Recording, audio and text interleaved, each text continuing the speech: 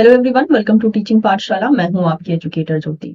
इस वीडियो में मैं आपको बार का जो रिक्रूटमेंट फिलहाल में रिलीज किया गया है उसका डिटेल इंफॉर्मेशन मैं देने वाली हूं कि कौन से बच्चे अप्लाई कर सकते हैं। बिकॉज एलिजिबिलिटी को लेकर बहुत सारा कंफ्यूजन चल रहा है। जिस दिन से मैंने नोटिफिकेशन वीडियो बच्चों के सामने रखा उस दिन से ना जाने कितने मेल आ चुके हैं एलिजिबिलिटी क्राइटेरिया के लिए।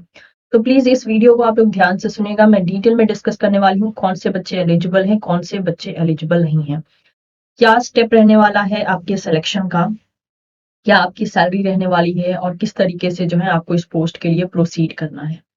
तो सबसे पहले मैं बता दूं, ये जो रिक्रूटमेंट है ये लगभग हर साल निकाला जाता है। बस 2022 में जो है बार्क ने बाकी डिपार्टमेंट के लिए ये वैकेंसी निकाली थी, सिर्फ बायो साइंस के स्टूडेंट्स के लिए नहीं निकाली थी ये वैकेंसी। क्योंकि आपको पता है हमारा जो चैनल है वो मेनली लाइफ साइंस और बायो साइंस से डील करता है, तो हम इस वीडियो में बायो साइंस डिपार्टमेंट रिलेटेड जो है चीजों को देखने वाले हैं। तो ये एक ऐसा एग्जाम है या फिर आप कह सकते हो ये एक ऐसा वैकेंसी है जिसको कि अगर आप क्लियर कर लेते हैं तो आपको ग्रुप ए पोस्ट जो है दिया जाता है, जो कि एक साइंटिफिक ऑफिसर की पोस्ट है। ये गवर्नमेंट ऑफ इंडिया के अंडर में आता है, मतलब ये एक टाइप का आप कह सकते हो गवर्नमेंट जॉब पोस्ट है। तो चलिए देख लेते हैं। ये कंडक्ट करवाया जाता है भाभा एटॉमिक रिसर्च सेंटर के द्वारा, जिसे हम BARC कहते हैं। और ये रिलीज किया गया है for the engineering and science discipline, जिसे हम OCES एंड DGFS कहते हैं। So this is a bar OCES DGFS 2024 notification. सबसे पहले हम यहाँ पे इंपॉर्टेंट डेट्स के बारे में बात करते हैं। जो ऑनलाइन एप्लीकेशन प्रोसेस है OCES एंड DGFS 2024 के लिए वो 30 दिसंबर 2023 से शुरू हो चुकी है। नेक्स्ट अगर हम बात करते हैं लास्ट डेट ऑफ रजिस्ट्रेशन के बारे में, तो लास्ट डेट होने वाली है 30 जनवरी 2024। करेक्शन विंडो जो होने वाला है ऑनलाइन एप्लीकेशन फॉर्म के लिए वो होगा 16 to 18 January 2024। Confirmation about the participation in CBT online examination, जिसमें कि आपको अलग अलग जो है सिटीज अलॉट, अलग अलग वेन्यू जो है वो अलॉट किया जाएगा। उसी के बेसिस पे आपको अपना कौन से वेन्यू आप सेलेक्ट करना चाहते हैं वो आप सेलेक्ट कर सकते हैं। ये 19 फेब से लेकर 29 फेब के बीच में देखा जाएगा। आप एडमिट कार्ड जो है डाउनलोड कर सकते हैं 19 फेब के बाद। ऑनलाइन एग्जामिनेशन के लिए यहाँ पे 16 मार्च से लेकर 17 मार्च का टाइम दिया गया है, जो कि ऑब्वियसली टेंटेटिव है, थोड़ा बहुत वैरी कर सकता है। राइट, नेक्स्ट देख लेते हैं। यहाँ पर ये एक लंबा प्रोसेस है, ठीक है। आपको गेट स्कोर को अपलोड करने का जो है ऑप्शन यहाँ पे मिल जाएगा, जो कि होगा 19 मार्च से लेकर 24 मार्च के बीच में। कौन से बच्चे शॉर्टलिस्ट किए गए हैं इंटरव्यू के लिए वो फर्स्ट वीक ऑफ अप्रैल में पता चल जाएगा। उसके बाद जो है ऑनलाइन एप्लीकेशन पोर्टल की availability for the interview slot वो होगा 26 अप्रैल से लेकर 6 मई तक। सिलेक्शन इंटरव्यू जो है वो 14 मई से लेकर 14 जून के बीच में देखे जाएंगे। लिस्ट ऑफ कैंडिडेट्स जो कि सिलेक्ट हुए हैं ऑनलाइन एप्लीकेशन के थ्रू, उनका जो है लास्ट वीक ऑफ जून 2024 तक नाम डिक्लेयर कर दिया जाएगा। और OCES 2024 जो है शुरू हो जाएगा फर्स्ट वीक ऑफ अगस्त 2024। तो यहाँ पे देखिए OCEA जो है ये मेनली आपके बायोसाइंस डिपार्टमेंट के लिए कंसिडर किया जाता है। चलिए बाकी सब चीजें देख लेते हैं। ये सारी की सारी डेट जो है यहाँ पे सारे टेंटेटिव है, कोई भी डेट यहाँ पे चेंज हो सकती है। इसीलिए आपको रेगुलर विजिट करते रहना है इनकी वेबसाइट पे, क्योंकि हमने आपको नोटिफिकेशन दिया उसके बाद हम अदर चीजों में इन्वॉल्व हो जाते हैं, तो हमारे लिए ट्रैक बैक करना मुश्किल हो जाता है कि छोटे छोटे से चेंजेस क्या हो रहे हैं। लेकिन बीइंग अ स्टूडेंट, क्योंकि आप इस एग्जाम को दोगे तो ये आपकी ड्यूटी बनती है कि आप रेगुलर इस वेबसाइट पे विजिट करते रहिए, ठीक है। तो ये हो गई डेट की बात। अब बात करते हैं कि ये जो ओवरऑल वैकेंसी है इसमें कौन से बच्चे जो है खुद को मतलब एलिजिबल मान सकते हैं या नॉट एलिजिबल, कौन से बच्चे इसमें अपना इंटरेस्ट दिखा सकते हैं। ऐसे स्टूडेंट जो कि अपना करियर बनाना चाहते हैं nuclear science, engineering and technology में, जिनका मन है आगे चल के जो है साइंस एंड टेक्नोलॉजी के फील्ड में काम करने का, nuclear power research, reactors, accelerator, nuclear fuel cycle technologies, engineering, physics, chemistry, bio science, geology, ये सभी एरिया में अगर आपका इंटरेस्ट है अपना करियर बनाने का तो आप जो है इस वैकेंसी के साथ प्रोसीड कर सकते हैं। They are called orientation course for engineering graduate and science post graduate, इसी को हम OCES कहते हैं। और जो स्टूडेंट है बायो साइंस वाले वो इसी में आते हैं। ओके, नेक्स्ट है DGFS, जो कि है DAE graduate fellowship scheme for engineering graduates. तो ये इंजीनियरिंग ग्रेजुएट्स के लिए है, ये हमारे बायो साइंस डिपार्टमेंट के लिए है। तो हमारे काम का सिर्फ OCES है अगर आप बायो साइंस यानी लाइफ साइंस डिपार्टमेंट से हैं तो। मेल के साथ साथ यहाँ फीमेल कैंडिडेट्स को भी यहाँ पे इंकरेज किया गया कि आप भी अपना पार्टिसिपेशन जो है इस नोटिफिकेशन एज वेल एज इस वैकेंसी के लिए शो कर सकते हैं। आपका जब ये ओवरऑल एग्जाम, मान लीजिए आपका फाइनल जब सिलेक्शन हो जाता है तो 1 ईयर का आपका ओरिएंटेशन कोर्स होता है for mainly OCES and DGFS 2024 students के लिए। एकेडमिक ईयर 2024-2025 के लिए देखा जाएगा। And it will be conducted at 5 bar training school. लगभग 5 यहाँ पे बार की ट्रेनिंग स्कूल है जो कि सिचुएटेड है मुंबई, कलपक्कम, इंदौर, हैदराबाद में। इन्हीं अलग अलग मतलब की लोकेशन पे जो है आप लोग की ट्रेनिंग 1 साल के लिए रखी जाएगी। और इस ट्रेनिंग के बाद जो है जो भी स्टूडेंट 50% एग्रीगेट मार्क्स को मतलब स्कोर कर पाएगा उन्हीं को जो है डिक्लेयर किया जाएगा for passing the this course successfully, ठीक है। तो आपको ये जो 1 साल की ट्रेनिंग होगी ना, उसमें आपको 50% एग्रीगेट स्कोर भी करना है। उसके बाद आपका जो मतलब पोस्ट है, मतलब कि आपको कहाँ-कहाँ पे पोस्ट किया जा सकता है। मान लीजिए आपने 1 साल की ट्रेनिंग एग्जाम क्लियर किया, यानी जो पहली स्क्रीनिंग प्रोसेस था उसे क्लियर किया, फिर 1 साल का आपने ओरिएंटेशन प्रोग्राम किया, उसमें आपने 50% मार्क्स ले लिए। उसके बाद आपको कहाँ-कहाँ पे पोस्ट किया जा सकता है, ठीक है? तो यहाँ पे आपके पास कुछ लिस्ट मेंशन है, जैसे कि मुंबई में सिचुएटेड है बीआरसी, आईजीसीआर जो है कलपक्कम में है, RRCAT Indore, VECC Kolkata, HWB Mumbai, NFC Hyderabad, BRIT Mumbai, NPCIL Mumbai, BHA Bhavani that is Kalpakkam, UCIL Jaduguda, next है एएमडी दैट इज और हैदराबाद, डीसीएसीएम मुंबई। ये सब जो है सेंटर्स है जहां पे आपको जो है आपके फाइनल जो ट्रेनिंग कंप्लीट होता है उसके बाद आपको पोस्ट किया जा सकता है, ठीक है? तो वही चीज यहाँ पर मेंशन है, जैसे कि आप देख सकते हैं। These units have their head office at the indicated location. Placement can be at the head office or at our facilities of these units located in a different part of India. Location of successful OCES TSO2 DAE unit is carried out based on the need of DAE's programs and the TSO's performance in the OCES program. यानी कहाँ पे आपको post किया जाएगा ये depend करता है कि आपने आपका परफॉर्मेंस कैसा रहा है उस 1 साल की ट्रेनिंग में, साथ ही साथ किस टाइप के काम की नीड जो है किस सेंटर में है, उसके अकॉर्डिंग जो है आपको पोस्ट किया जा सकता है। स्टाइपेंड की बात कर लेते हैं यहाँ पे। स्टाइपेंड अगर देखा जाए तो यहाँ पे बहुत से अलग-अलग सेक्शन में जो है स्टाइपेंड आपकी डिवाइडेड है। जैसे कि stipend and allowance during the training, training के दौरान आपको जो स्टाइपेंड मिलने वाला है 1 साल के लिए वो होगा 55,000 पर मंथ, ठीक है? During the period of the training and a one time book allowance of 18,000। डीजीएफएस fellow को भी लगभग 55,000 पर मंथ दिया जाएगा फॉर द 2 ईयर, क्योंकि उनका ट्रेनिंग पीरियड 2 साल का है।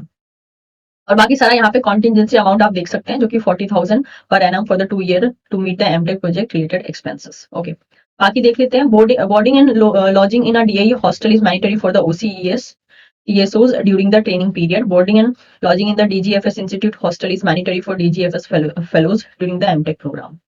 अगर डीजीएफएस एमटेक के प्रोग्राम के लिए यहाँ पे एडमिशन लेते हैं तो उनको भी हॉस्टल में ही रहना मैंडेटरी है, और ओसीईएस के स्टूडेंट्स भी जब तक 1 साल तक ट्रेनिंग ले रहे हैं तब तक उनको हॉस्टल में ही रखा जाएगा, ठीक है? आप और कहीं अदर ऑप्शन को चूज नहीं कर सकते हैं। तो अगर हम स्टेप वाइज चलते हैं तो मान लीजिए कि आपने एग्जाम क्लियर किया, इंटरव्यू क्लियर किया, उसके बाद आपका जो 1 ईयर की ट्रेनिंग है वो हो रही है। 1 ईयर की ट्रेनिंग में आपको 55,000 रुपीज पर मंथ मिल रहा है। उसके बाद क्या होगा? मान लीजिए उसके बाद आपने 50% मार्क्स वहां स्कोर कर लिया और आप फाइनली सेलेक्टेड हो गए, ठीक है? तब जाके आपका ग्रेड या पे स्केल क्या रहने वाला है। So the appointment in all the unit shall be as a scientific officer. आपको जो है साइंटिफिक ऑफिसर यानी सी यानी एसओसी के पोस्ट दिया जाएगा in the level of 10 that is 56,100 of the 7th central पे कमीशन पे मैट्रिक्स, ठीक है? Appointment will be at a beginning of the pay scale with OCES TSOs getting 2 or 3 increment depending upon their performance during the OCES program, and DGFS fellows getting 3 or 4 increment depending upon their performance in MTech. अब देखिए यहाँ पे क्या किया जाएगा, आपको appoint करने के बाद आपका जो सैलरी शुरू होगी वो 56,100 से शुरू हो सकती है, लेकिन ये आगे चल के जो है 2 to 3 इंक्रीमेंट को भी आगे चल के अट्रैक्ट करेगी। जिसके बाद क्या हो जाएगा, जिसके बाद monthly emoluments with the 3 increment, जब यहाँ पे जिस 3 इंक्रीमेंट की बात की गई है, ये 3 इंक्रीमेंट जब हो जाएगी at the time of joining specially, including the dearness allowance, house rental allowance, transport allowance at the present Mumbai rate will be approximately 1,20,000, ठीक है? तो यहाँ पे बोला है कि जब आप ज्वाइन करोगे उस वक्त पे जो बाकी सारी अलाउंस आपको मिलेगी, जिसमें कि लगभग रेंटल हाउस रेंटल अलाउंस होगा, ट्रांसपोर्ट अलाउंस होगा, डियरनेस अलाउंस होगा, इन सबको मिला के आज के टाइम में अगर इसको मुंबई के रेट के बेसिस पे देखा जाए तो अप्रोक्सीमेटली ये 1,20,000 होता है। तो ये एक अच्छी खासी पे स्केल है, वो भी as a joining amount, right? बाकी जो है आपको और भी बहुत सी फैसिलिटीज यहाँ पे मेंशन करके रखी है जो कि आप देख सकते हैं कि शुरुआत में जो है शुरुआत के फर्स्ट 8 साल के लिए आपको जो है मेनली ट्रैवलिंग अलाउंस भी दिया जाएगा जो कि यहाँ पे इंक्लूडेड होगा। उसके अलावा भी बहुत से यहाँ पे अलाउंस है जो कि आप एज अ बेनिफिट देख सकते हैं कि क्या क्या आपको बेनिफिट मिलेगा after joining BRC as a scientific officer. बात करते हैं सिलेक्शन प्रोसेस की, ठीक है, कि किस प्रोसेस के थ्रू आपको मेनली सेलेक्ट किया जाएगा। तो जो सिलेक्शन होगा यहाँ पे ये मेनली आपका 2 स्टेप प्रोसेस है।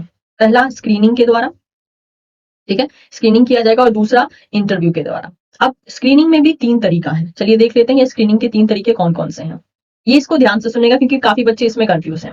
यानी आपको अपना सिलेक्शन कैसे करवाना है फर्स्ट स्टेज पे। पहला स्टेज है that is your online examination. BRC जो है अपना अलग से ऑनलाइन एग्जामिनेशन करवाता है। उस ऑनलाइन एग्जामिनेशन में आपको एक अच्छा खासा मार्क्स स्कोर करना होता है। फिलहाल में ये जो ऑनलाइन एग्जामिनेशन है वो कंडक्ट किया जाने वाला है मार्च 2024 में, ठीक है, जिसके अलग अलग यहाँ पे डिसिप्लिन कोड है जो कि आप देख सकते हैं। और आपकी मोस्ट प्रोबेबली यहाँ पे इन्होंने सिटी का नाम दिया है कि कौन सी सिटी में जो है ये एग्जाम कंडक्ट करवाएंगे, इसी पीडीएफ में है, आप उसको गो थ्रू कर सकते हैं। आप जब उस सिटी को भरेंगे तो आपका अपना सिटी का नाम अगर उसमें है तो आपको अपनी ही सिटी में एग्जामिनेशन देना हो, कहीं और जाके नहीं देना है। और इनकेस अगर आप बहुत आउट एरिया में रहते हैं और आपके इलाके का नाम या आपकी मेन सिटी का नाम उनकी सिटी लिस्ट में नहीं है, तब आपको कहीं मतलब जहां भी सेंटर पड़ेगा वहां जाके एग्जाम देना पड़ेगा, उसके लिए कोई ये ट्रैवलिंग अलाउंस नहीं देने वाले हैं। ठीक है, बार का एग्जाम जो है ऑनलाइन कंडक्ट किया जाएगा। और मान लीजिए अगर आप ये बार के एग्जाम को क्लियर कर लेते हैं तो आपको बार का जो है यहाँ पर एक तरीके से ऑनलाइन एग्जामिनेशन स्कोर कार्ड दिया जाएगा। उस स्कोर के बेसिस पे जो है आपका सिलेक्शन इंटरव्यू के लिए देखा जाएगा कि यस वो स्कोर सूटेबल है या नहीं, जिसके अकॉर्डिंग आपको इंटरव्यू में बुलाया जा सके। ये था क्या, ये था स्क्रीनिंग। ठीक है, हमने कहा था स्क्रीनिंग के जो है 3 तरीके हैं। तो पहला तरीका था बार्क का ऑनलाइन एग्जामिनेशन। ठीक है, दूसरा तरीका कौन सा है, दूसरा तरीका है गेट स्कोर। यानी मान लीजिए आपका जो है गेट का जो स्कोर है, ठीक है, काफी अच्छा आया है, और ये कौन से गेट के बच्चे को लेंगे, गेट 2022, गेट 2023, गेट 2024, यानी लगभग 3 साल के बच्चों को ये कंसिडर कर रहे हैं। अगर आपका गेट का स्कोर बहुत अच्छा है तो आप क्या कर सकते हो, आप ये बार्क का एग्जाम अवॉइड कर सकते हो। ये और वाले ऑप्शन है। ठीक है, ये एंड वाले ऑप्शन नहीं, ये और वाले हैं कि आप या तो बार्क एग्जाम देकर अपना सिलेक्शन करवा सकते हो या गेट स्कोर के थ्रू करवा सकते हो। मान लीजिए आपका गेट स्कोर बहुत अच्छा है और आप चाहते हैं कि मैं बार्क एग्जाम नहीं देना चाहता हूँ, मैं चाहता हूँ वो लोग मुझे गेट स्कोर के बेसिस पे इवैल्यूएट करें, तो आप ओनली गेट के थ्रू भी जा सकते हो। अगर आप ओनली गेट के थ्रू जाते हो तो आपको एग्जाम नहीं देना होता है। ठीक है, और इस बार इन्होंने एक और नया ऑप्शन लेकर आए हैं, ये न्यूली ऐड हुआ है, वो है on the basis of CGPA, that is CGPA score. और ये स्कोर किस बच्चों के लिए, that is CBS and niger के स्टूडेंट्स के लिए। सीबीएस एंड नाइजर के स्टूडेंट्स का जो एक पर्टिकुलर यहाँ पे इन्होंने स्कोर डाला है, अगर वो स्कोर मीट करता है तो आप लोग भी डायरेक्टली अप्लाई कर सकते हो बिना ऑनलाइन एग्जामिनेशन के। लेकिन इसके पीछे की रियलिटी क्या है, आपको एक्चुअल में क्या करना चाहिए, ये हम यहाँ पे बात कर लेते हैं। ठीक है, तो मैं उम्मीद करती हूँ कि मैंने आपको बता दिया कि जो सिलेक्शन है, ठीक है, सिलेक्शन जो है ये 2 तरीके से किया जाता है। पहला तरीका है क्या, स्क्रीनिंग। ठीक है, और दूसरा है इंटरव्यू। इंटरव्यू में तो सभी बच्चे जाएंगे, चाहे गेट वाले हो, चाहे डायरेक्ट स्कोरिंग वाले हो, चाहे बार एग्जामिनेशन वाले हो। लेकिन ये स्क्रीनिंग क्या है, ये स्क्रीनिंग 3 तरीके का हो सकता है, तीनों में से कोई भी एक तरीका स्टूडेंट ले सकता है। ठीक है, तो चलिए ये लास्ट वाले के बारे में बात कर लेते हैं।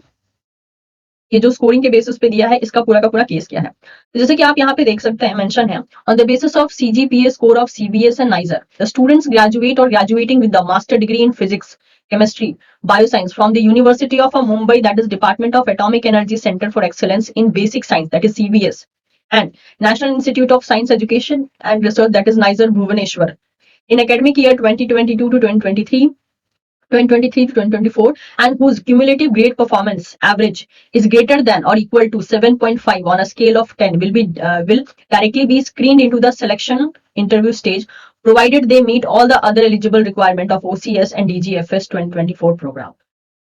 तो अगर आप अपना मास्टर डिग्री सीबीएस मुंबई या फिर नाइजर भुवनेश्वर से कर रहे हैं या कर चुके हैं, और आपका जो सीजीपीए स्कोर है वो है 7.5 ऑन द स्केल ऑफ 10, तो आपको जो यहाँ पे ऑनलाइन एग्जाम है उसे भी देने की जरूरत नहीं है, आप डायरेक्टली जो इंटरव्यू राउंड है उसके लिए सेलेक्ट हो जाते हैं।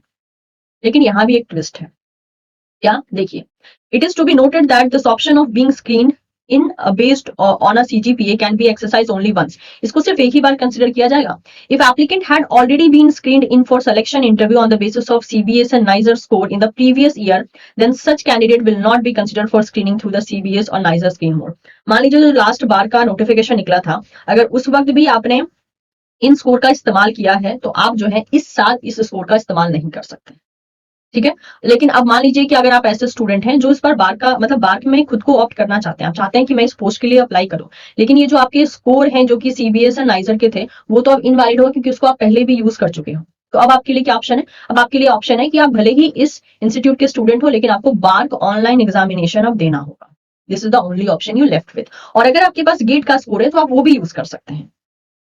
ठीक है, तो ये तब है जब आपने ऑलरेडी इन स्कोर को पहले ही यूज कर लिया है। फाइन, आगे बात कर लेते हैं। अब चलिए, इन्होंने तो ऑप्शन दे दिया कि आपके पास क्या क्या ऑप्शन है, लेकिन आपको एक्चुअल में अप्लाई क्या क्या करना चाहिए, मतलब आप क्या चाहते हो कि आपको सेलेक्ट किस बेसिस पे किया जाए। तो ये लोग ये खुद ही कह रहे हैं that the candidate may note the following, that अगर आप अपना सिलेक्शन का चांसेस बढ़ाना चाहते हैं तो आपको एक या एक से ज्यादा टाइप को सेलेक्ट करना चाहिए फॉर द स्क्रीनिंग ऑप्शन। जैसे कि मैं आपको बताती हूँ, मैंने भी ये एग्जाम 2 बार दिया है जितना मुझे याद है। 2 बार मैंने भी इस एग्जाम को दिया है, तो मैं भी हमेशा जो है 2 मेथड सेलेक्ट करती थी। एक था बार्क ऑनलाइन एग्जामिनेशन के द्वारा प्लस गेट स्कोर। ठीक है, ये बेस्ट होता है कॉम्बिनेशन। ऐसा क्यों? चलिए मान लेते हैं आपके पास गेट का स्कोर अभी नहीं है, गेट का स्कोर कार्ड आ जाएगा। आप मे बी आप 2024 के लिए जो है अप्लाई कर रहे हैं, या फिर आपके पास गेट 2023 का स्कोर कार्ड या गेट 2022 का स्कोर कार्ड है, लेकिन अभी आपको ये नहीं पता है कि गेट का वो लोग कट ऑफ क्या रखने वाले हैं। हो सकता है इंडिविजुअली आपके गेट के मार्क्स बहुत अच्छे हों, लेकिन वो कट ऑफ के रेंज में ना आए। अगर अगर मान लीजिए बार का कट ऑफ बहुत हाई गया और आपका गेट का स्कोर बार के कट ऑफ के बीच में आया ही नहीं, तब आप क्या हो जाओगे? डिस्क्वालीफाई हो जाओगे। और आपने तो खाली ओनली गेट सेलेक्ट किया था, तो वो एक ड्रॉबैक हो जाता है। इसीलिए बार का ऑनलाइन एग्जामिनेशन प्लस गेट, ये दोनों ऑप्शन आप सेलेक्ट कीजिए। जब आप फॉर्म भरोगे ना, तो आपके पास ऑप्शन आएगा कि कौन से मेथड को सेलेक्ट करना चाहते हैं आप। क्या आप ओनली बार सेलेक्ट करना चाहते हैं, बार प्लस गेट सेलेक्ट करना चाहते हैं, या बार प्लस नाइजर या फिर सीबीएस जो मोड इन्होंने दिया है थर्ड मोड, उसको सेलेक्ट करना चाहते हैं। मतलब मैं ओवरऑल ये कहना चाहती हूँ कि आप कोई भी 2 ऑप्शन सेलेक्ट कीजिए, एक के साथ मत जाइए। मतलब खाली एक पे डिपेंडेंट मत रहिए, क्योंकि it's all a game of cut off. अगर कट ऑफ बहुत हाई चला गया तो फिर दिक्कत हो जाएगी। और ऑनलाइन एग्जाम और बात आई मीन टू से गेट दोनों सेलेक्ट करने से क्या होता है, मान लीजिए आपका ऑनलाइन एग्जाम बहुत अच्छा गया, लेकिन आपके गेट के स्कोर अच्छे नहीं है, तो बार आपको सिर्फ ऑनलाइन एग्जाम के बेसिस पे भी इवैल्यूएट करेगा, क्योंकि आपका उसमें परफॉर्मेंस बहुत अच्छा होगा। उल्टा भी हो सकता है कि मान लीजिए आप कॉन्फिडेंट थे कि आप बार का एग्जाम बहुत अच्छा दोगे, लेकिन बार का एग्जाम अच्छा नहीं किया, लेकिन आपका गेट का स्कोर बहुत अच्छा है। तो मतलब कोई एक 2 ऑप्शन रखने से क्या होगा, एक ऑप्शन आपकी नाव डूबने से बचा लेगा। इसीलिए हमेशा 2 ऑप्शन के साथ जाइए। इन्होंने खुद भी ये सजेस्ट किया है कि बेटर होगा कि आप मोर देन 1 ऑप्शन के साथ जाएं, जिससे कि क्या होगा, आपका सिलेक्शन का जो चांसेस है ना, वो मैक्सिमाइज हो जाएगा। As the cut off GATE score for the screening the selection interview will be finalise only after the conclusion of online examination. Candidates are advised to maximize their chance of being screened in the selection interview by the availing or more than one of the screening channel। यानी आप एक से ज्यादा screening channel opt कीजिए। अब आप इनमें से कौन सा स्क्रीनिंग ऑप्शन ऑप्ट करना चाहते हैं, कंप्लीटली आपके ऊपर है। ठीक है, candidates who opt for screening through the online examination will be allotted with one of the exam city of their choice given during the online registration subject to the availability। अब देखिए, मान लीजिए वो बच्चा जो कि खाली गेट के थ्रू सेलेक्ट कर रहा है, या फिर मान लीजिए जो खाली नाइजर स्कोर के थ्रू सेलेक्ट कर रहा है, आप लोग को एग्जामिनेशन सिटी नहीं मिलेगी, क्योंकि आप ऑनलाइन एग्जामिनेशन ऑप्ट नहीं कर रहे हैं। जो बच्चा बार का ऑनलाइन एग्जामिनेशन ऑप्ट करेगा उसी को सिटी मिलेगी, क्योंकि ऑब्वियसली बार के एग्जाम में आपको कहीं जाना पड़ेगा एग्जाम देने, तो सिटी आप लोग को मिलेगी, राइट, मतलब कि ऑनलाइन एग्जामिनेशन के लिए। तो बार का एग्जाम जो बच्चे सेलेक्ट कर रहे हैं उन्हीं को एक एग्जामिनेशन सिटी अलॉट किया जाएगा, एग्जामिनेशन सेंटर अलॉट किया जाएगा, वो भी उस सिटी में जो सिटी का नाम आप अपने रजिस्ट्रेशन फॉर्म में डालोगे। ठीक है, और ये मतलब कि एनटीए जैसा नहीं है, मतलब एनटीए जो ब्लंडर कर देता है एग्जामिनेशन के सिटी एंड सेंटर में, ऐसा कुछ नहीं है। बार के साथ आपका एक्सपीरियंस बहुत अच्छा और स्मूथ रहने वाला है। ठीक है, और बाकी मान लीजिए जो ओनली गेट या ओनली नाइजर या सीबीएस स्कोर के थ्रू करने वाले हैं, उनको एग्जामिनेशन सेंटर प्रोवाइड नहीं किया जाएगा, क्योंकि आप डायरेक्टली इंटरव्यू के लिए एलिजिबल हो जाओगे अगर आपकी कट ऑफ बार की कट ऑफ के साथ मैच करती है तो। और अगर आप कोई भी 2 ऑप्शन ले रहे हो, जैसे मान लीजिए बार प्लस गेट ले रहे हो, तो आपको फिर सिटी अलॉट की जाएगी, क्योंकि आपको बार का ऑनलाइन एग्जाम देना पड़ेगा। ठीक है, बाकी सारी डिटेल के लिए आप जो है इनकी वेबसाइट रेगुलरली विजिट करते रहिए, क्योंकि ये बहुत सारे चेंजेस करते रहते हैं। ठीक है, तो इसके लिए रेगुलरली विजिट करना जरूरी होता है। Candidates who have opted for screening on the basis of GATE score only or CGPA score of CBS and NISER, if applicable, only will not be allotted with examination slot for the online examination, जैसे कि आपको बोला गया। In case of candidate who opt for the screening on the basis of online exam along with the GATE score or CGPA score of CBS or NISER, if applicable, they will also be allotted with the exam slot as per their city preference। तो आप कोई भी option opt कीजिए, जैसे कि आप सिर्फ BA/RC only कीजिए, ठीक है, या फिर आप BA/RC एग्जाम प्लस गेट कीजिए, या फिर आप BA/RC एग्जाम प्लस CBS या नाइजर का कीजिए। इन तीनों ही केसेस में आपको एग्जाम सिटी दिया जाएगा। ठीक है, अगर आप ओनली गेट या ओनली सीबीएस या नाइजर स्कोर करते हैं तब आपको एग्जाम सिटी नहीं दिया जाएगा, क्योंकि आपका कोई ऑनलाइन एग्जामिनेशन की हर जगह आपने बार का ऑनलाइन एग्जामिनेशन ऑफ किया, तो हेंस आपको एग्जाम सिटी अलॉट किया जाएगा। अदर अपॉर्चुनिटी में आप देख सकते हैं यहाँ पे, that is IPR Gandhinagar related, यहाँ पे इन्होंने एक और अपॉर्चुनिटी मेंशन की है। ओके, अब सिलेक्शन इंटरव्यू की बात करें, जो कि है सेकंड प्रोसेस। पहला था स्क्रीनिंग, ठीक है, फर्स्ट था स्क्रीनिंग जो कि हमने देख लिया, एंड सेकंड है इंटरव्यू। स्क्रीनिंग 3 टाइप का है, इंटरव्यू यहाँ पे देख रखा है। Selection interview of short listed candidate will be conducted in the Mumbai, ठीक है, मुंबई में कंडक्ट किया जाएगा। आउट स्टेशन एप्लीकेंट को जो है यहाँ पर 2 वे नॉर्मल AC 3 टायर के लिए जो है अमाउंट पे किया जाएगा, जिसमें कि आपको ट्रैवलिंग अलाउंस दिए जाएंगे, और आप जो है पर्टिकुलर मतलब मुंबई में आपका मेनली वहां पे इंटरव्यू होगा, तो आपको वहां पे रीच आउट करने के लिए आपको अलाउंस पे कर दिया जाएगा। प्रोबेबल पीरियड जो होगा इंटरव्यू का वो मई जून 2024 तक हो सकता है, ठीक है। और ऑब्वियसली इंटरव्यू के लिए स्लॉट भी आपको सेलेक्ट करना पड़ेगा, जिसकी अवेलेबिलिटी अप्रैल 2024 तक दे दी जाएगी। ईमेल या मैसेज के द्वारा आपको अलर्ट मिलता रहेगा, इसीलिए सही नंबर और सही ईमेल आईडी देना है, जिसके थ्रू आप अपनी एक्टिवनेस को शो कर सकें। जो फाइनल सिलेक्शन होगा OCES एंड DGFS का, वो टोटली बेस्ड होगा कि आपका सिलेक्शन जो इंटरव्यू हो रहा है वो कैसा है, ठीक है। एंड ऑल्सो इसमें मेडिकल फिटनेस भी आपकी चेक की जाएगी। जो सिलेक्टेड कैंडिडेट्स हैं उनका जो नाम होगा वो लिस्ट जो है आपको लास्ट वीक ऑफ जून 2024 तक इनकी वेबसाइट पे डिस्प्ले कर दिया जाएगा। तो उसी के अकॉर्डिंग जो है आप इनकी वेबसाइट पे रेगुलरली विजिट कर सकते हैं। अब देखिए यहाँ पे एलिजिबिलिटी क्राइटेरिया में ना बहुत से डिपार्टमेंट के बारे में मेंशन करके रखा है, जैसे कि आप देख सकते हैं यहाँ पर है इंजीनियरिंग स्टूडेंट के लिए, जो कि हमारा इंटरेस्ट नहीं है, इंजीनियरिंग के बच्चे इसको गो थ्रू कर सकते हैं। नेक्स्ट यहाँ पे फॉर फिजिक्स डिसिप्लिन के लिए है, ये भी हमारे लिए नहीं है। This is for chemistry discipline, हमारा है बायो साइंस डिपार्टमेंट, राइट। तो हम बायो साइंस डिपार्टमेंट के बारे में देख लेते हैं। चलिए अब बात कर लेते हैं एलिजिबिलिटी क्राइटेरिया के बारे में, बहुत ध्यान से सभी को सुनना है। तो यहाँ बोला है एमएससी और इंटीग्रेटेड एमएससी किस किस डिपार्टमेंट में होने चाहिए। Bio science, life science, agriculture, biochemistry, microbiology, molecular biology, biotechnology, genetics, botany, zoology, plant science, plant breeding, plant pathology, entomology, food technology, food science, animal science, biomedical science, bioinformatics, computational biology, BSMS in bioscience with minimum of 60% aggregate marks or minimum of 6 CGPA on a scale of 10 equivalent in MSc as well as in BSc except the 5-year integrated MSc। तो ये जो यहाँ पे department दिए हैं ना, ये सारे डिपार्टमेंट एमएससी के हैं। यानी अभी फिलहाल में मैक्सिमम बच्चों की जो हाईएस्ट डिग्री होगी वो शायद मास्टर होगी। तो मास्टर जो है आपका इनमें से किसी भी डिपार्टमेंट में हो सकता है। लेकिन मार्क्स की बात करें तो ये MSc as well as BSc दोनों में ही जो है 60% मार्क्स का जो है डिमांड कर रहे हैं, ठीक है। ये रहा पहला। दूसरा, अगर आप बीई के स्टूडेंट है या बीटेक या बीएससी इन फूड टेक्नोलॉजी, देखिए बीएससी भी ये मांग रहे हैं, लेकिन बीएससी ऐसे जैसे बीएससी माइक्रोबायोलॉजी, बीएससी बायोकेमिस्ट्री ऐसा नहीं चलेगा। ये सिर्फ बीएससी मांग रहे हैं सिर्फ और सिर्फ फूड टेक्नोलॉजी में, जिसके 60% एग्रीगेट मार्क्स हो, जो कि 6 CGPA on a scale of 10 को ये इक्विवेलेंट मतलब कि मान रहे हैं। तो अगर आपके आउट ऑफ 10 6 CGPA है या फिर 60% है इन सब डिपार्टमेंट में, तो आप एलिजिबल हैं। और यहाँ पे एमएससी के सारे डिपार्टमेंट दिए गए हैं। एमएससी आपका इनमें से कोई भी एक डिपार्टमेंट में होना चाहिए विद 60% मार्क्स, इंक्लूडिंग बीएससी में भी आपके 60% मार्क्स होने चाहिए। ये रहा पहला एलिजिबिलिटी क्राइटेरिया। सेकंड देखिए क्या बोला गया है, MSc applicant should have studied 1 out of physics और केमिस्ट्री और बायोकेमिस्ट्री और agriculture chemistry as a subject at a BSc stage और एट अ सब्सिडरी और ancillary level in case of a 5-year integrated MSc. और अगर मान लीजिए आप एमएससी स्टूडेंट हैं यहाँ पे अकॉर्डिंग टू दीज डिपार्टमेंट्स, तो आपके पास बीएससी जब आपने कंप्लीट किया होगा तो बीएससी में इनमें से कोई भी एक सब्जेक्ट आपका पढ़ा हुआ होना चाहिए। वो सब्जेक्ट क्या है, फिजिक्स, केमिस्ट्री, बायोकेमिस्ट्री या फिर एग्रीकल्चरल साइंस। इन चारों सब्जेक्ट में से कोई भी एक सब्जेक्ट अगर आपका बीएससी में रहा हो तो ही आप एलिजिबल हैं, वरना नहीं, ठीक है। और अगर आप इंटीग्रेटेड एमएससी में थे तो भी इनमें से कोई एक आपका सब्जेक्ट होना जरूरी है बीएससी की में, ठीक है। नेक्स्ट देखिए, applicant opting to consider on the basis of GATE score should have GATE 2022, GATE 2023, GATE 2024 score in life science और इन बायोटेक्नोलॉजी। और ये गेट का स्कोर जो है किस डिपार्टमेंट में मांग रहे हैं, आपका या तो गेट का स्कोर एक्सेल यानी लाइफ साइंस में होना चाहिए या फिर बीटी यानी बायोटेक में होना चाहिए। अगर आपका इकोलॉजी इवोल्यूशन में गेट स्कोर है तो आप एलिजिबल नहीं है, ठीक है। आपके पास एक्सेल या बीटी का मतलब कि यहाँ पे गेट का स्कोर होना चाहिए। अब बात कर लेते हैं कौन से बच्चे एलिजिबल नहीं है, ठीक है, आर नॉट एलिजिबल। उसकी भी लिस्ट बहुत बड़ी है, ध्यान से सुनिएगा कौन कौन से बच्चे एलिजिबल नहीं है। वो बच्चे ये एग्जाम नहीं दे सकते हैं, जैसे कि those having MSc with the specialisation in a subject like, अगर आपका एमएससी है लाइक फिशरीज में, हॉर्टिकल्चर में, फॉरेस्ट्री में, एग्रोनॉमी में, animal husbandry, marine biology, bio analytical science, home science, plant molecular biology and biotechnology, nutritional biology, environmental science, bioanalytical science, biophysics, molecular biology, agriculture with specialization in environmental science, climatic science, virology, agriculture, entomology, etc. या फिर BE, BTech, BSc in technology in biotechnology, ठीक है। BTech biotechnology वाले या BSc biotechnology या BE biotechnology वाले बच्चे भी एलिजिबल नहीं है।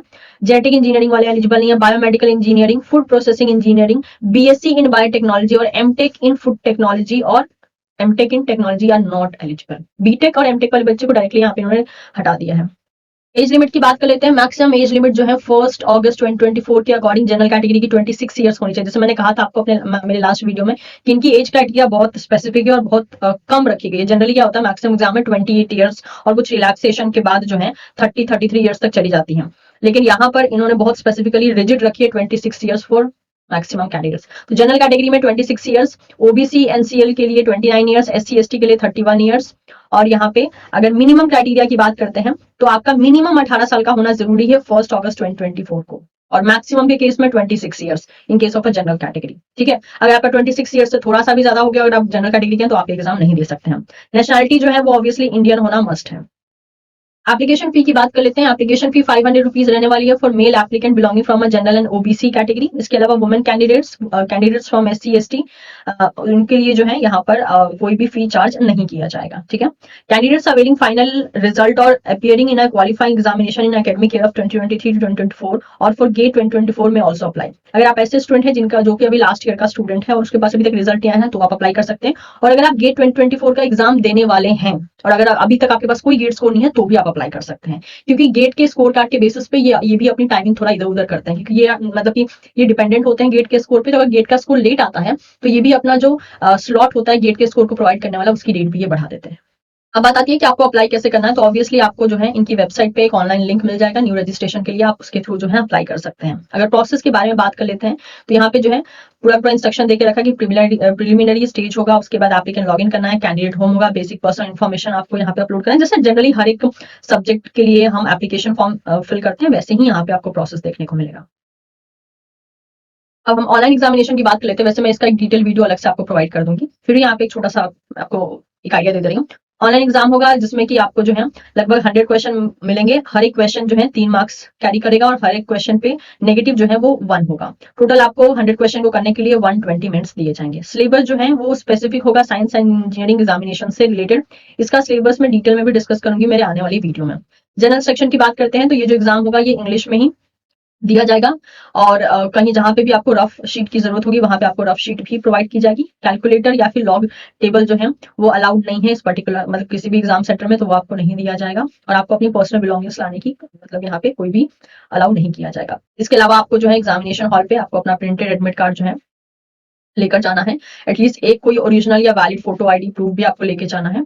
कोई भी फोटो आईडी प्रूफ हो सकता है। ठीक है, all test centre are closely monitored for security and candidates identity and the activity. यहाँ पे इन्होंने जो है 12 सिटी का लिस्ट दिया है जहाँ पे ऑनलाइन एग्जामिनेशन हेल्ड होगा। ठीक है, जो कि आप यहाँ पे गो थ्रू कर सकते हैं कि कौन कौन से सिटी का यहाँ पे नाम मेंशन है। मेनली स्टेट जो है यहाँ पे इन्होंने सिलेक्ट करके रखा है। ये सारा स्टेट आप देख सकते हैं, उसी के अकॉर्डिंग आप अपना एप्लीकेशन फॉर्म भर सकते हैं। ठीक है, ये सारा का सारा detail regarding the BARC online examination बहुत डिटेल में हमने इसके एलिजिबिलिटी क्राइटेरिया को डिस्कस किया ताकि आपकी मैक्सिमम कंफ्यूजन को दूर किया जा सके। फिर भी आपके पास कोई डाउट है तो मैं बोलूंगी कि आप इस वीडियो को एक बार दोबारा से जरूर सुनिएगा, क्योंकि जितने भी यहाँ पर अपडेटेड चीजें थी वो सभी चीजों को डिस्कस किया है। अगर मैं भी हो सकता है कि आपने कुछ चीजें स्किप कर दी, क्योंकि अक्सर ऐसा होता है कि हम बहुत चीजें वीडियो में डिस्कस करते हैं, फिर भी बच्चे का क्वेश्चन वही रहता है कि मैम मेरा ये डिपार्टमेंट है, क्या मैं एलिजिबल हूँ। तो यहाँ पे सारी एलिजिबिलिटी क्राइटेरिया को डिस्कस किया गया है। फिर भी आपके पास कोई इशू होता है आप कमेंट सेक्शन में बता सकते हैं। और बाग से रिलेटेड मेरे पास बहुत से इन्फॉर्मेशन है, including the previous year question. पिछले साल के सारे क्वेश्चन जो है बच्चों ने मुझे लिख के भेजे थे, जो बच्चे अपीयर किए थे एग्जाम में। अगर आपको उस टाइप की वीडियो चाहिए कि किस किस टाइप के क्वेश्चन पूछे गए थे, आप मुझे कमेंट सेक्शन में बता सकते हैं, मैं आपके साथ जरूर शेयर करूंगी।